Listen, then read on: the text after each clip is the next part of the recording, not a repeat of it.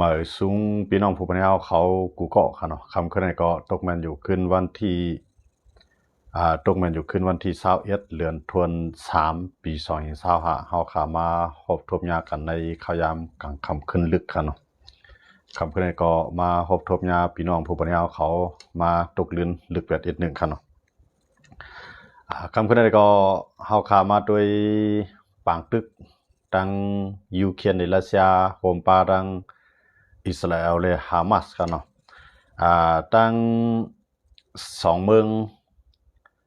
อะไรว่าเป็นปังตึกใหญ่ไว้กูภายขนาดโฮมบ้านดังอเมริกันและฮูตีตึกกันที่เมืองเยเมนนะอันนี้ก็อะไรว่าเปลี่ยนปังตึกใหญ่ไว้อยู่3ภายขนาดวันนั้นสุดเขาขามาด้วยดังยูเครนในรัสเซียว่าเสประธานาธิบดีปูตินของรัสเซียและประธานาธิบดีโดนัลด์ทรัมป์ของอเมริกันไล่อุบกันตั้งมือถือตั้งพงอย่างนั้นในอันไล่ขอตกลงกันได้ก็ตกลงว่าตั้งสองฝ่ายว่าจะเป็นยูเครนหารัสเซียในเดอำไล่ยื้อใส่ที่โครงสร้างอันใหญ่ๆมันอันเกี่ยวข้องในรองการเฮ็ดสร้างเหมือนเจ้าหนังโรงน้ำมันในหลายเจอหลายรองนั่นขนาดเนาะว่าจะเป็นห้องน้ำมันในห้องไฟฟ้าเนี่ยหลายเจอหลายมิวอันเกี่ยวกับรองโครงสร้างนั่นขนาดเนาะเตรียมและยื้อใส่ในพื้นที่โครงสร้างของทั้งสองฝ่ายเนี่ยฝ่ายยูเครนก็ฮับปากฝ่ายรัสเซียก็ฮับปากก้อยกาฮับปากอยู่ซิต้าก้อยกามเฮ็ดจอมขนาดเนาะยูเครนก็ตึกใส่ในเมืองรัสเซียก็ตึกใส่ในเมืองยูเครนบอกว่าทั้งสองฝ่ายนั้นไรเฮ็ดจอมหนังข้อตกลงเมื่อเส้นหนังประธานาธิบดีโดนัลด์ทรัมป์และดังประธานาธิบดีเซเลนสกี้ของยูเครนได้ก็เขามีข้อตกลงกันว่าอันเป็นโรงไฟฟ้านิวเคลียร์ของยูเครนนั้น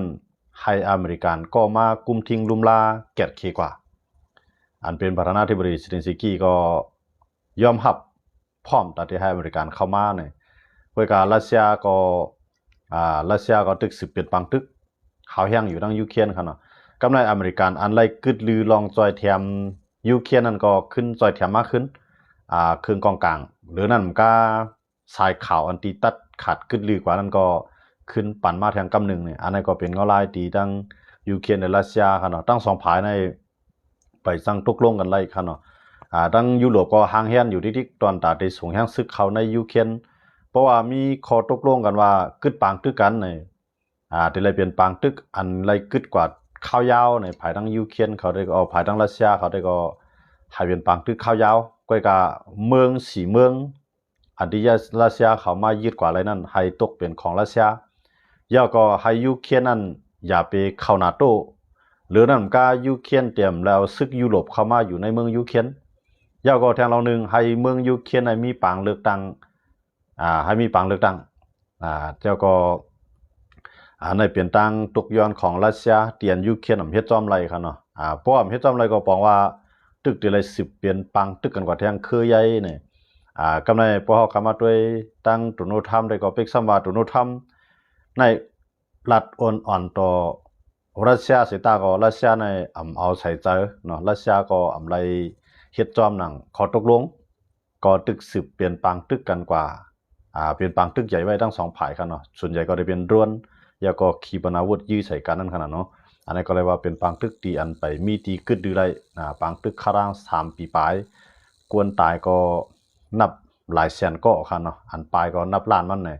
อันนี้ก็เป็นเงาลายทั้งยูเครนและรัสเซียเนี่ยก็มือเรือได้ก็อันเป็นปังตึกใหญ่เสียเลยกวนตายลู่ใหญ่ซุ่มน้ำได้ก็ตีเป็นทั้งอิสราเอลและฮามาสเนาะก็ในเขาขาขึ้นมาด้วยทางอิสราเอลและฮามาสในมือวันดังเขาตกลงกันกึดตึกกันค่าดัง60 วัน2เดือนครับเนาะในค่าดัง2เดือนนั่นเตรียมกว่าเย้าเพราะว่าค่าดัง2เดือนเตรียมกว่าเย้าในอันเป็นเนทันยาฮูจอมพ่องหลวงเมืองอิสราเอลก็พร้อมปิดปังตึกต่อซึกฮามาสเขาแห้งๆกันเนาะมื้อเหลือในตึกกันมาไหว้เสเขาตกลงกึดตึกกันค่าดัง60 วันยาวนั้นในสืบเปลี่ยนปังตึกกันมาแทงข้าวดัง3 วันใน3 วันในเฮ็ดให้กวนเมืองปาเลสไตน์เขาไล่ตายกว่า ไล่ตายกว่าเชียงปายป่าคาสิบเกาะครับเนาะกระดัง3 วันก็ตายกับเชียงปายครับนะย้อนไปว่าอิสราเอลเขาใจขีปนาวุธยื้อใส่เนาะหมักลงหมักมียอกในขนาดเนาะแล้วก็เอาดรวนแล้วก็เครื่องบินเนาะเครื่องบินนี่ก็บิน5-6 ลำจ้อมกันนะยื้อใส่กันเนาะตายลุยใหญ่สู้ลำเตะกำในก็เฮียงซึกในเข้ากับดีสนุนกาซาครับเนาะที่นู่นที่สนุนกาซาแล้วก็ที่เมืองขันยูนิตตั้งผายตั้งของและตั้งจานนั่นขนาดเนาะตั้งของตั้งจานของสนุนกาซาของเมืองปาเลสไตน์เขานั่นขนาดเนาะเมืองตีปืนที่ฮามาสทับกุมกำดีนั้นนะอิสราเอลเนี่ยลาดว่าพร้อมตาเด็กกวาดล่างให้เกียงนะให้มันเสียงนะตับซึกจุ่มฮามาสเขานั่นก็ในอิสราเอลในปุดบางตึกในฮาวแห้งนี่ทันยาหูนี่ก็มีปัญหาภายในการเมืองของมันเนาะในเมืองของมันก็ก้นเมืองในนี้การใส่ให้กึดบางตึกขนาดก็กว่านี่ทันยาหูเนี่ยมันถ่อมก้นเมืองของมันค่ะเนาะย้อนมาในนี่ทันยาหูได้มันก็ลาดว่าอันอิสราเอลเอาอันฮามาสเขาเงียบกว่าตัวยื้อก้นเมืองนั่นนะตัวประกันนั่นขนาดนั้นตัวยื้อนั่นป้อมส่งมันขึ้นตั้งเสียงป้อมส่งมาขึ้นตั้งหมดก็ได้สืบตึกกว่าตีบางตึกหมาย2ในตีหนาหรือหมาย1นั่นขนาดเนาะหมาย1นั่นหมายถึงตีเขาติดจะตึกกันมาเนาะค่าดัง15 เหรียญเตรียมแล้วก็กึดตึกกันลงกว่าค่าดัง2 เหรียญกึดตึกต่อกันก็กึดตึกต่อกันก็มันกึดเดียวว่างมันอยู่ตึกกันก็มันหาวแห้งค่ะเนาะก็ในนี่ท่านจะรู้แล้วว่าตีตึกแห้งหรือนั่นนะตีตึกไขมันแห้งหรือหมาย1นะเนาะหมาย2เนี่ยบอกว่าได้เข้มข้นได้คึกคักตีตีหาวแห้งหรือนั่นแห้งเนี่ยครับเนาะก็ในหมดเลยในตั้ง2 ภายในขิงตึกกันหมดเลยในอันเข้ามาจอยหามาดในอันเป็นฮิตบุลในไปมากครับเนาะฮิตบุลในย้อนเบอร์มันเลยถูกกึดตึกกันไว้อยู่นะย้อนเบอร์ฮิตบุลเขาในก้นเขาในผู้นำออกขึ้นมากก็อะไรก็ตายกับหมดแล้วครับเนาะขึ้นมาแต่งตั้งขึ้นมากก็อะไรก็ตายมันตันหนึ่งหาตันไรครับเนาะผู้นำเขาเพราะว่าปืดหน้าปืดตาปืดจื้อปืดเสียงปืดเสียงมันออกมาในอิสราเอลเขายื้อตายไปแล้วก็กำลือมาฮิตบุลในก็กวาดน้ำเลยย่อมขึ้นบางตึกนะเพราะขึ้นบางตึกก็กำลังอิสราเอลก็ขึ้นเอาเฮี้ยงในขึ้นมาบางดังหามัดครับเนาะมือจ้างทำกึดตึกต่อหามัดเอาเฮี้ยงตั้งหามัดนะครับกว่ามังต่อจุ่มฮิตบุลครับเนาะมูลในฮิตบุลเนี่ยมันจังมาจอยครับเนาะอันมาจอยหามัดในที่เป็นฮูตีครับเนาะฮูตีในมูลในฮับมืออยู่2 ฝ่ายก็ในฮูตีในตึกกันตั้งอเมริกันครับเนาะตึกกันตั้งอเมริกันในก็ส่งเครื่องบินใน5-6-7 ลำเหมือนกันครับเนาะมินเข้ามาบังใส่ในเมืองมาบังใส่ในเมืองฮูตีเขาเนาะเมืองเยเมนครับเนาะเยเมนใกล้กับว่ามันเป็นพื้นที่กุมกำของฮูตีเยเมนเนี่ยมันเป็นโรงปองจึงใกล้กับว่าฮูตีเนี่ยเป็นจุ่มยุบกองกลางลูกพื้นใกล้กับเอ็นแห้งในซ้ำฮูตีในซ้ำใหญ่เลยโรงปองจึงนั่นขนาดเนาะเอ็นแห้งมันใหญ่ใกล้กับมันซ้ำเลยเป็นโรงปองจึงก็ในโรงปองจึงในมันจึงโรงปองจึงเยเมนในตั้งจุ่มหามาดเขาในข่ำใจเมียนกันเอาหามาดใจฮูตีเนาะฮูตีในข่ำเมียนกันเขา2 ฝ่ายก็ยื้อกันนะก็ในภายอันเป็นซาอุเขาซ้ำปันแห้งลงปองซึ่งเยเมนครับเนาะก็ในฮูตีในซ้ำเอาด้านจอยทำที่อิหร่านย้อนไปว่าอิหร่านได้ซาอุเนี่ยเป็นผู้เขียนกันเนาะซาอุเนี่ยมือเลยเนี่ยมันเฮ็ดก่อต่ออเมริกันเนาะเฮ็ดก่ออเมริกันแล้วก็ตั้งอิสราเอลก็มีรองกองกายกันอยู่ใกล้กับถึงจันที่ว่าโคมการซึกกันครับเนาะก็ในอิหร่านเนี่ยเป็นเพราะว่าอิหร่านเนี่ยเป็นผู้เขียนอเมริกันแล้วก็เป็นผู้เขียนกันดังอิสราเอลแล้วก็เป็นผู้เขียนกันดังซาอุครับเนาะก็ในซาอุดังอเมริกันในยิบมือกันมังอิหร่าน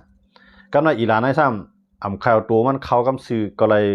ส่งโดแตนเข้ามาเหมือนจะหนังจุ่มฮูตีครับเนาะเอาฮูตีในยื้อกันดังเอาฮูตีในยื้อกันดังอิสราเอลเอาฮูตีในยื้อกันดังอเมริกันเอาฮูตีในยื้อกันดังซาอุเนาะบอกว่าฮูตีเนี่ยก็เป็นจุ่มยุบกองกลางจุ่มใหญ่โหก้นซึ่งเขาก็มีหลายเสียนครับเนาะมีหลายเสียนอยู่ยังไม่ใช่ในก็ในอเมริกันเนี่ยว่าฮูตีเนี่ยเพราะว่าตึกตี10ใจลอกไล่เครื่องกองกลางเสเขาตึกยื้อคือในปังหลายเลียงอยู่ในบ่ในจึงอเมริกันเขาเตกเพียวกวาดล่างแบบไฮบ่0,000นั่นน่ะเนาะไฮบ่หายหายคือมันกว่านะมื้อในฮูตีเขาก็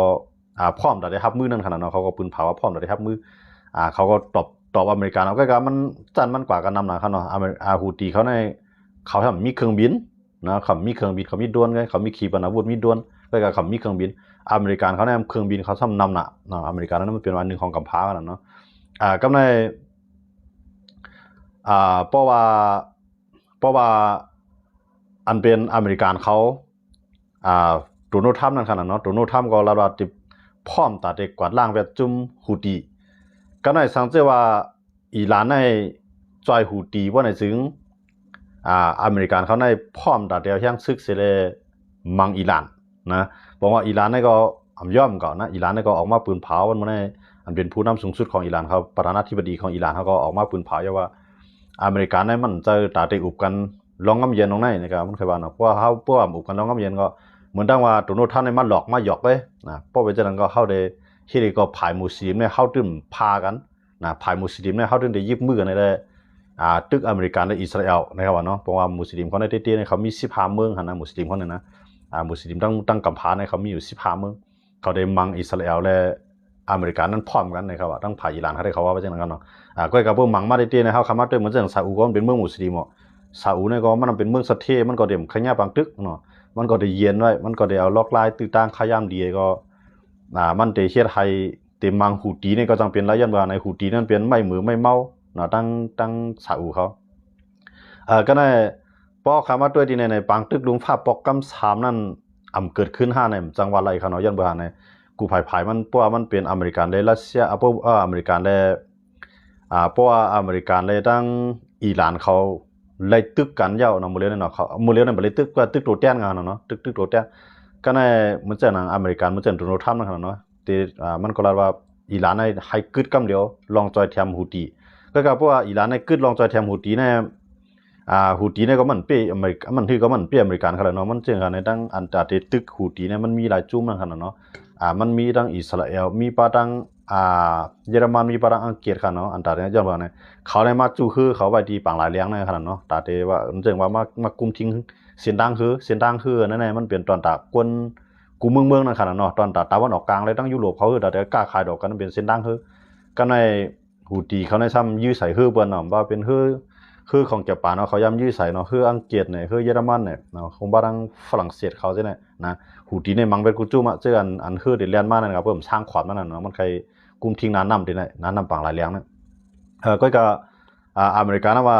เสียนตั้งอันนั้นมันตอนดับก้นลุงฟ้ากูเมืองกว่าไรรถเลี้ยวเลยมีไผเป็นเจ้าของอเมริกานะว่าเตปากเสียนตั้งอันนั้นให้ไรนะเตมังเป็ดฮูตีเนี่ยบอกว่าเดี๋ยวเมืองอะไรเนี่ยมาปั่นเมืองฮูตีเขาเนาะเยเมียนนั่นขนาดเนาะก็ไม่เขาดื่มจิ้วกับยื้อลงปองจึงเยเมียนก็ยื้อลงปองจึงเยเมียนอยู่ห้องก้อยมันแสดงว่ามันก่อมปั่นฮูตีเข้ามาอยู่จำมันขนาดเนาะตั้ง2 ผาในเขาเมียนกันอยู่เยอะเป็นเมืองเดียวกันก็มันเมียนกันย้อนหลวงเมียนกันเลยก็ไม่มันจึงลงบองจึงเยเมียนเขาตั้งใจทำดีซาอุเขาตั้งใจทำดีอเมริกันเขาเนาะก็ไม่มันจึงนางจุ่มฮูตีอันเป็นจุ่มยุบกองกลางลูกพื้นนั่นนะลูกพื้นต่อลงบองจึงขนาดเนาะก็ไม่ทำมาเปลี่ยนมือซ้ายมือขวาของอิหร่านนั่นขนาดเนาะก็ไม่อิหร่านก็พร้อมได้จ่อยเนี่ยว่าอิหร่านก็พร้อมได้จ่อยอเมริกันนะว่าบ่อิหร่านจ่อยได้มังบ่อิหร่านนะอเมริกันนะว่าเดี๋ยวให้ปลดนิวเคลียร์นะคงนิวเคลียร์นั่นเดียวขึ้นมาอุ่นให้กำตั้งอเมริกันได้อิหร่านทำไปพร้อมเนาะมื้อเรียนอิหร่านเนี่ยไปพร้อมเพราะว่าเขามีอะไรก็เขามีสังกัดเฮ็ดให้มันกึมเลยเนี่ยอันนั้นได้เข้าไปตัวว่าผู้นำอิหร่านก็ในก็มันก็เท่าแห้งหนาวหั่นนะมันก็เท่าแห้งหนาวหัวมันจะมีแห้งอะไรก็คือสังเกตว่าเป็นปังตึกใหญ่มากในอิหร่านเนี่ยมันเป็นเมืองใหญ่แล้วก็แห้งซึกมันในก็หนำเนาะคือคงกลางมันก็คึกกลางมันนะอิหร่านน่ะตั้งแต่วันออกกลางมีข่าว2 เมืองขนาด3 เมืองขนาดใหญ่เบิ่นเนาะอิสราเอลอิหร่านเนี่ยแล้วก็ซาอุนะข่าว3 เมืองเนี่ยเป็นปีใหญ่เบิ่นหมดอ่ะก็ข่าว3 เมืองเนี่ยเขาก็แม่นกันนั่นขนาดเนาะเหมือนจะน่ะอิหร่านได้ซาอุก็แม่นกันอิหร่านได้อิสราเอลก็แม่นกันกำในซาอุได้อิสราเอลเนี่ยย้อนบ่อุ้ยลีเขาเป็นก้อนเดียวกันเป็นอเมริกันกันเนี่ยเขาก็มีข้อตกลงมีข้ออุปกันหลายรองเอาก็ว่าให้ขาโคงมันตั้งการซื้อเลยขาก็เฮ็ดทั้งขนาดเนาะเอาว่าก็ในเมื่อเขาคำว่าด้วยที่แน่ๆในปางตึกในมันตั้งตาวันออกกลางในมันจันมาเป็นปางตึกลุงภาพปอกำ3ก็เป็นกว่าไรนะครับเนาะในผู้ลงแหลมกันแข่งการเมืองเขาละลายผายกันทัดไว้จังนั้นครับเนาะก็ในมันเกี่ยวข้องสังแทงหลายในเกี่ยวข้องรัสเซียเนาะรัสเซียและอิหร่านนั้นเป็นอุ้ยลีกันก็ในรัสเซียในก็มันก็ได้รับมือบางตึกยุโรปนะมื้อในซึกยุโรปเขาพร้อมแต่ได้เข้าในยูเครนนะยูเครนในพร้อมแต่ได้ห้องยุโรปเข้ามาซึกยุโรปเข้ามานำได้ซึกนาโต้เขานะซึกนาโต้ได้ไปเข้าปะในมื้อในหนังฮือเตรียมไล่หนังฮือเตรียมแล้วซึกนาโต้เข้ามานั่นเนี่ยยุโรปเขาก่อตั้งทัพซึกตอนตายุโรปได้เข้ามาข่มโลมบ้านเมืองยูเครนนะแล้วก็ให้รัสเซียพวกเขาตกลงกึดตึกกันไรเขานะมื้อในเขาไปตกลงกึดตึกกันไรในมื้อในเหมือนเจ้าหนังเจ้าใจ เมืองอังกฤษเขาเนาะเจ้าใจเมืองอังกฤษก็มาที่เอสโทเนียเขาเนาะมาที่เมืองเอสโทเนียแสดงมาพึกซึกนะมาปะแห่งซึกอังกฤษที่ในเมืองเอสโทเนียนั่นเขาเนาะมาเมืองเอสโทเนียติดกันดังรัสเซียเนาะติดกันดังรัสเซียก็ในอังกฤษเอาซึกมาไว้นั่นแหละเนาะซึกมาไว้นั่นในเราก็เจ้าใจปิ่นเหลี่ยมเขาเนาะเจ้าใจปิ่นเหลี่ยมเจ้าใจของอังกฤษเราก็มาพึกซึกมาขี่ด้วยเครื่องมาขี่ด้วยเครื่องอย่างนั้นเขาห้องการแจ้งนั่นขนาดเนาะการแจ้งการตึกแล้วเฟดทูเนี่ยเขาอย่างนั้นจีเสียงหลังนะของอังกฤษนั่นขนาดดีนั่นนะบอกมันขึ้นมาอยู่ที่เรียนลินดีนะมาอยู่เรียนลินจับรัสเซียในขนาดก็ในรัสเซียในก็บอกใครพอใจต่ออังกฤษนะอังกฤษก็พอใจต่อรัสเซียยันมารัสเซียในลุกลามยูเครนอังกฤษมีคอตกลงไหลใจกันมีคอมันแก่นนั่นขนาดเนาะมีคอมันแก่นที่ยูเครนที่ไหลจอยแถมยูเครนนั่นน่ะในต่างเต็มมือที่จะยูเครนเอาขีปนาวุธในกำมือมันนั่นปันรัสเซียเหียงลูกค่ะเนาะเหียงลูกในปันรัสเซียยาวก็เอาอเมริกันให้ฝรั่งเศสให้รัสเซียอังกฤษให้สีเมืองเนาะปารังเขหาเมืองเขาจะเนี่ยเดี๋ยวฮับปุนพรปันว่าเตรียมปันไผ่มาลุกลามยูเครนก็ย้อนเปอใครมีบางตึกเลยย่อมเอาขีปนาวุธในมือมันนั่นเนาะนิวเคลียร์ค่ะเนาะเครื่องหลักนิวเคลียร์ในมือมันนั่นหนึ่งเหียงลูกปันรัสเซียกุมทิ้งกว่านะก้อยกาไว้หลังว่ารัสเซียลุกลามเวลาเซลุกลาอเมริกันก็มีข้อตกลงกันว่าจะเลยจอยแถมยูเครนฝรั่งเศสเขาเยอรมันเขาเนาะแล้วก็อังกฤษเขาขี่เขาก็ขี่ได้มันก่อมจอยยูเครนก็เนาะแล้วมันเป็นอวยเหรียญดังรัสเซียก็ในอังกฤษได้พร้อมนะอังกฤษฝรั่งเศสในอันเสียงแข็งเลยเบิ้ลในหมดเลยในพร้อมได้ส่งยังซึกเขาในยูเครนนะแต่ได้ส่งยังซึกเขามาห่มลมบันเมืองยูเครนนะคือรัสเซียเตรียมซึกลุกลามกับแทงนะก็ในเพราะว่ารัสเซียเนี่ยยอมนะรัสเซียในติ้นเพราะว่ายุโรปเข้ามาในจุ่มไหลเข้ามาก็ยากเพราะว่าเป็นลูกจุ่มนะตัวเปิ้ลลูกจุ่มยุโรปเขาเข้ามาในเมืองไหนก็ยากตื่นเตรียมพร้อมเนี่ยรัสเซียตื่นเตรียมพร้อมก็ในเบื้องพร้อมเพราะว่าอังกฤษเขาฝรั่งเศสเขาเยอรมันเขายืนยันว่าตื่นตัวไรมาในเมืองยูเครนในเบื้องเนี่ยเพราะว่าเขาในส่งมาเนี่ยรัสเซียยอมก็บอกว่าเดี๋ยวเลยตึกกันทั้งรัสเซียและยุโรปตึกกันนะเพราะรัสเซียและยุโรปตึกกันในอเมริกันซ้ำเต็มมังอิหร่านนะเพราะว่าก็ในเขเนี่ยเดี๋ยวเลยมาจอยรัสเซียนะเดี๋ยวเลยมาจอยอิหร่านเพราะว่าเข็มจอยเพราะว่าเข็มจอยวันเมื่อนามาขี่ก็เดี๋ยวมีอ้อยหลี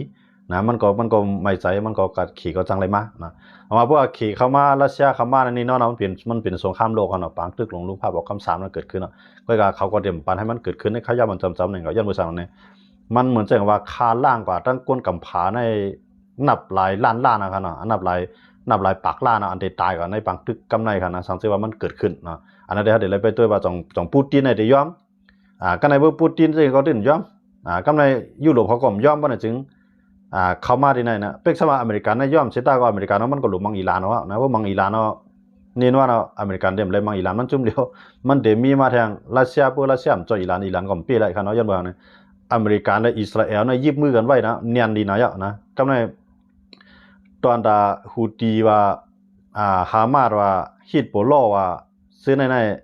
อิสราเอลปูนพ่อนไหลหับมือไหลเนาะก็ในพวกอเมริกันเนี่ยมาห้ามอิหร่านเนี่ยเอาว่าอันตัดได้มาจอยบันฮูตีว่าอันตัดได้มาจอยฮิตโปโลว่าได้มาจอยฮามาสว่าเนี่ยมีพวกคำบังเป็นอิหร่านเนาะนะยังไม่ใช่ในอเมริกันเนี่ยปุ๊บป้องงูเนี่ยหรือป้อให้มันตายอย่าไปป้อให้ล้างหักเนี่ยใครว่าเนี่ยนะตัวโน้ตทำเนี่ยมันแข็งหนักมาเลยนะตัวโน้ตทำเนี่ยมันขึ้นมามัวมันเต็มบางเต็มหัวเนาะเขามาด้วยมันหลอกคนกับกุ้งเมืองเขาแล้วนะเอาว่าเขามาด้วยที่ไหนเพราะว่าป้อนเปลี่ยนบางตึกลมฟ้านั่นแหละ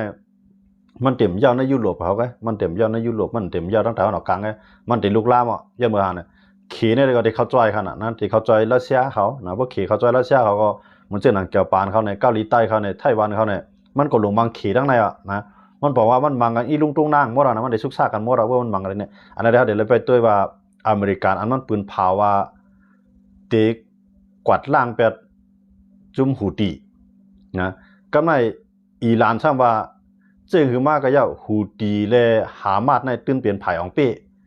ย้อนเปิ่มมุสลิมเฮาในพร้อมตาเตะโฮมมือกันสิเลมังแบบอเมริกันและอิสราเอลนะสังว่าอเมริกันกับมังเขาตั้งในความหมายของเขานะอันนั้นจะเขามาด้วยในมุสลิมในพวกมังกันมาที่จังเขาที่ฮัดพร้อมกันนะเฮาขัดอะไรด้วยทางนั้นนะเหมือนอย่างเมื่อในเมื่อมุสลิมได้พวกในเอเชียเฮาในในอาเซียนในก็จะมีอยู่2เมืองนะครับเนาะจะมี2เมืองในอาเซียนเฮาเนี่ยนะจะมี2เมืองอินโดนีเซียและมาเลเซีย2เมืองในเขาขาดทางได้สังว่ามังได้เดียวเขาได้กัดจอยก็คือนะเขาว่าพวกกัดจอยก็ก้นเมืองเขาก็เลยอยู่ดีกันเย็นนะมันจะเป็นปังตึกนิวเคลียร์นะเพื่อนปังตึกนิวเคลียร์ได้มือไผ่ไว้ก็มันจะเป็นไผ่อยู่รอดได้เนาะ มันแจ้งว่ามือไผเทืองอินก็มันได้ย่านนำนะบางตึกที่ไหนได้มันเป็นอันดีสนใจได้ๆค่ะนะสังเกตว่าอิหร่านและอเมริกันได้มังกันค่ะนะเพราะว่าอิหร่านและอเมริกันได้มังกันนะอิสราเอลได้มันได้มังมันได้เข้าจ้อมกันเดียวย้อนว่าอิสราเอลได้มันใครทุบไปอิหร่านเอาเดี๋ยวมื้อแล้วครับก็กะมันมีติตังนะมันได้ก็ทุบไปอิหร่านกำซีกมไล่มันเอาได้ญาเพ่หลายฝ่ายนะมันก็จะย้ายอเมริกันเพราะอเมริกันมังอันต้าได้มันก็ได้จอกใส่กันเดียวนะอิสราเอลเลยนะว่าเนทันยาฮูเนี่ยมันเขาห้องว่าเป็นสายเหี่ยวเขาเนาะสายแข็งนะมันแจ้งว่าพร้อมแต่ได้ลุยแต่เสเนาะกูรีบกูตายนะคิงเนทันยาฮูเนี่ยนะย้อนว่าจังได๋มันมังเนี่ยมันมังมาใน6เมือง6เมือง7เมืองเขายังมันตั้งในมันมังเนี่ยมันมังครั้ง6วันในปีหมดขนาดนะอิสราเอลเขาเนี่ยนะเขามังมันแจ้งว่ามังฮิตมังอียิปต์เนาะมังอียิปต์มังจอร์แดนแล้วก็มังเลบานอนแล้วก็เยเมนนะมันมังใน4-5-6เมืองเขาเนี่ยนะมันมังในข้าวตัง6วันแกเมื่อข้าวตัง20ปีป่นมานะมังข้าวตัง6วันปีหมดนะก็ในมันมามังหามาดได้มันเป็นกัปตันหมายหามาดได้มันหามาดเลยฮิตโปโลได้มันมังขยามยาวยินข้าวตัง15เดือน15เดือนเนี่ยมันเปรี้ยว5ในก็ไปใจเงาะก้อยกะมันเปรี้ยวปูนไว้นะมันไปว่าหามาดก็มีก็ใจเงาะฮิตโปโลก็มีก็ใจเงาะนะก้อยกะตึกมีอยู่หามาดเลยฮิตโปโลอยู่ของบ้านเยเมนเยเมนเนี่ยมันกดตึกกันเนาะอันตึกเนี่ยเป็นฮูตีนะอิสราเอลเนี่ยมังมันเจ้าหนังอิหร่านเนี่ยมันจอยฮูตีมันใครมังอิสราเอลมันก็มังกำซื้อนะก้อยกะมันก็จอยเอาเครื่องกองกลางในปันฮูตีมามังอิสราเอลก็ในอันจำอิสราเอลเลยเมืองติดกันในซ้ำเป็นเมืองเลบานอนเลยเป็นเมืองปาเลสไตน์นะก้อยกะมันใจลงปองจึงปาเลสไตน์ก็ที่มาตึกอิสราเอลเนี่ยมันเป็นจุ่มยิบกองกลางลุกขึ้นอันเป็นจุ่มหามัดเขาจะในเขาได้นุ่งโคมังก็นุ่งโคซึกมังก็นุ่งโคกุนเฮือนนั่นขนาดเนาะเขาได้ให้ในเขาปังตึกมาเพราะเมื่อแล้วเนี่ยน่าสนใจนะได้อันลุงฟ้าเขาปักตาไปด้วยนะได้อิหร่านและอเมริกันเนี่ยนะเขาในเขาใครมังน้ำมาหลายกัมนะเมื่อปานประธานาธิบดีโจไบเดนนะโดนัลด์ทรัมป์นะคำบ่ต้องเลียขนาดพ้นมาหลายปีมือเขามังเวทสอมปองซึกลงสุลามานีขนาดนะเป็นภูมิจันทร์ลงอันใหญ่มากขนาดเนาะสุลามานีในอเมริกันเขาในยืดตายแบบนะอเมริกันเขาในปล่อยด้วนปีชีพขนาดด้วนนั้นว่ากับพร้อมแต่ได้ฆ่าตัวตายกันครับนะเอาด้วนนั้นปล่อยเข้ากายก็สุลามานีตายกับอิหร่านในจันจอมปิวเลี้ยงในขึ้นสูงสุดแล้วนะลวดเอาจอมปิววันเมืองเขานั้นลงมาเอาจอมปิวเลี้ยงนั้นขึ้นเตียนพร้อมแต่ได้หลันกองตึกอเมริกันในขบวนผาว่าจังครับก็กำเลื่อนมาในว่าอเมริกันซอยเบสุลามานีว่าเขาพอใจเสร็จได้ก็เขายื้อมาอเมริกันขึ้นไฮไกขึ้นเย็นครับนะอิหร่านเนี่ยมันเข้ามาด้วยเนี่ยมันก็เป็นมันปากแข็งเองเข้าคาด้วยเนี่ยมันมือตางในตั้งอิสราเอลตั้งเขาก็มังกันก้ามนะมังกันมันมังวันอิสราเอลในขีปนาวุธใน2 ปาก50 ลูกยื้อมาเมืองอิสราเอลเนี่ยนะยื้อมาอิสราเอลขึ้นตอบกับขึ้นนะมันว่าพวกตอบมาทางกำไรเขาได้พร้อมแต่ได้มังปืนปังตึกนาดินต่ออิสราเอลก็มันสวนปล่อยกระแทงนะกำไรอิหร่านในเจนกับขึ้นนะกำไรนะย้อนมาอิหร่านในมันหันว่าเมืองปาเลสไตน์เป็นจังหือนะเมืองฮิตโบลเขาอันอยู่ในเมืองเลบานอนนั้นเป็นจังหือเนี่ยมันหันตัวอย่างมัน2เมืองเนี่ย2คือเนี่ยอันลุกขึ้นมาตึกอิสราเอลเนี่ยก็ในมันก็อิหร่านเนี่ยก็ใครกูแบบนั้นนะอิหร่านเนี่ยใครกูขึ้นเยียนกว่านะต่อถึงมันในมันไปฮัดยือิสราเอลขึ้นก็กลายมันใครมังอิสราเอลมันปันแห้งตัวเตี้ยมันเนี่ยนะมือในอเมริกันทว่าเพราะว่าอิหร่านในตีปันแห้งฮูตีก็อิหร่านในตีเลยฮับปุนพรนะเมืองอะไรเนี่ยตีมาเลเมืองอิหร่านตัวโน้ตทำเลยนะมันรัดความแข็งนะเราเนาะตัวโน้ตทำเนี่ยมันรัดเดี๋ยวเมืองอะไรเนี่ยมาเลมันจะของเมืองอิหร่านเนี่ยตีเป็นเย็นเป็นเมืองอะไรตีเป็นปืนตีปังตึกปังยื้อก็ก้นดูใหญ่ตาน้ำมันเนาะเมื่อในอิหร่านเนี่ยมันจะใหญ่พลาในจะใหญ่รัสเซียจะใหญ่เคมันจะใหญ่นั้นมี2เมืองกำในที่มันจะใหญ่แท้งมุสลิมนะเมืองมุสลิมเนี่ยเขาว่าเขามีอยู่15เมืองนะผมพูดว่าเขาได้มังเจเรมหุ่งก่อนนะเพราะถึงข้าย่ำนั้นมาเขาได้ฮัดจอยกันฮะเนี่ยมุสลิมเนี่ยกำนำเมืองมุสลิมเขาใน15เมืองเนี่ยเหมือนเจ้าหลายเมืองเนี่ยทำกับเข้าจ้อมนาโต้ไปแล้วเขารู้เหมือนเจ้าหนังตุรกีเราก็เป็นเมืองมุสลิมก่อนนะตุรกีนี่ก็มุสลิมก็นำก็ตุรกีเนี่ยอยู่ในลูกจุ่มนาโต้ก็ในซาอุได้มันก็เข้านาโต้ก็เป็นโอลีด้าอเมริกันนะซาอุเนี่ยก็เป็นเมืองมุสลิม อิหร่านทำก็เฮาได้เป็นมุสลิมก็เนาะเฮาโหลโฮมันเฮาโหลตึกเขาลาดว่าเตเพียดแผ่นดินอิสราเอลนะอิสราเอลเนี่ยเตรียมมีแผ่นดินอยู่คืออิสราเอลเนี่ยเตรียมได้มีเตลบออกในแผ่นดินลุมผ้าไปแล้วนะเขาว่านะอิหร่านเขาว่าไว้จังนั้นเพิ่นบังกันเนาะก็พวกอเมริกันเขาปล่อยพามันบ่น่ะจึงเตือนมีเผยเปอิสราเอลแหละนะ